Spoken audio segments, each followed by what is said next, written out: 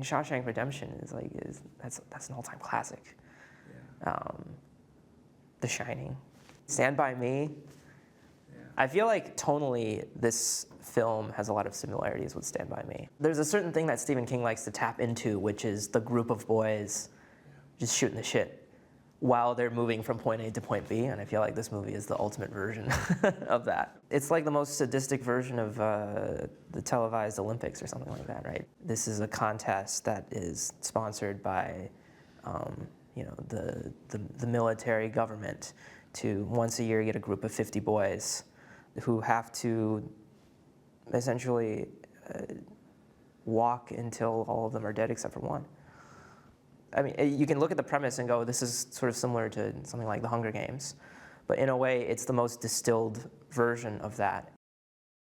I would imagine, and reading about experiences where groups of people have to endure something together in which survival is not guaranteed, you realize that it's inevitable that bonds will develop unless there's rules or there's external factors that prevent people from getting together. Humans are social creatures. I think even if the rules say you should be against each other, you're going to make friends. You're going to try to make allies. You're going to try to do anything, I think, to get your mind off of just walking for the rest of your life. These are really well-written characters. Well-written by Stephen King and then well-adapted by JT. And so that truth, that humor, it's all there.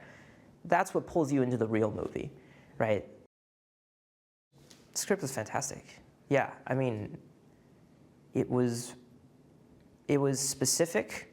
It was hyper-specific, but it was also written in a way that allowed for your personal interpretation as an actor, which I think it's hard to find a script like that.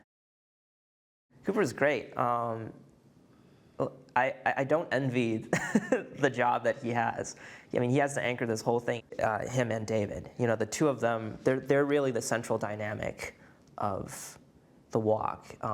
They're the hub, right? And me and all the other characters, we're the spokes that go out. And yeah, I mean, he's keeping it down day after day. He's always coming. He's always got fantastic energy. I grew up watching the Star Wars movies. First day of school, all the kids on the playground were like, yo, Star Wars. Let's talk about Star Wars.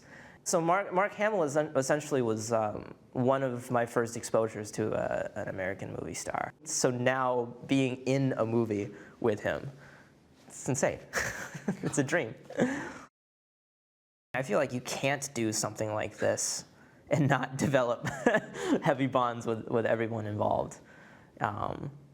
Yeah, I mean, at one point we were out in near the Saskatchewan border, staying in these like log huts. It was just us. It felt like a weird summer camp where Mark Hamill was also there. It was in a way it was awesome.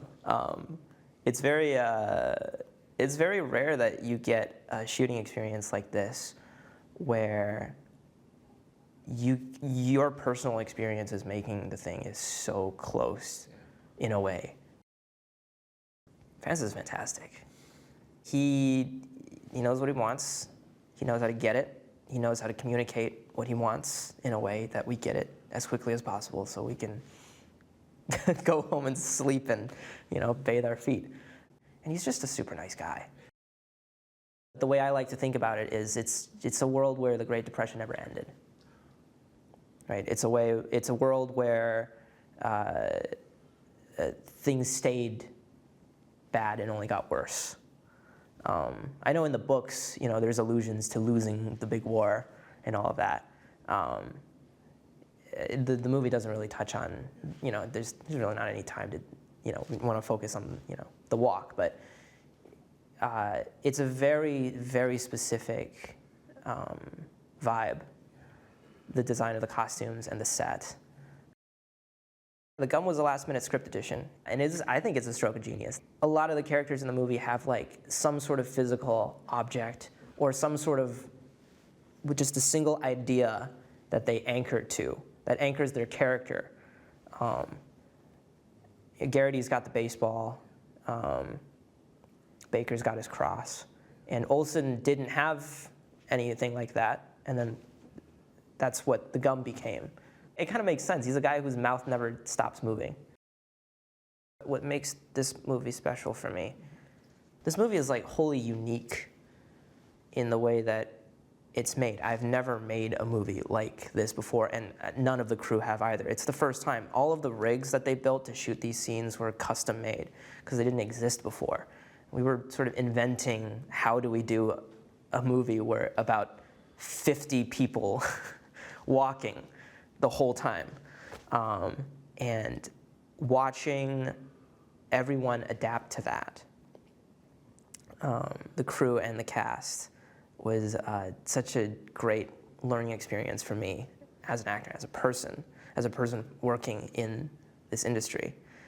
And I also love that The Long Walk is a very physical kind of movie, but if you really look at what it is, it's kind of like a play. There's time to develop the humanity of each character and the humanity of the interactions between the characters. So to be able to do that was really cool.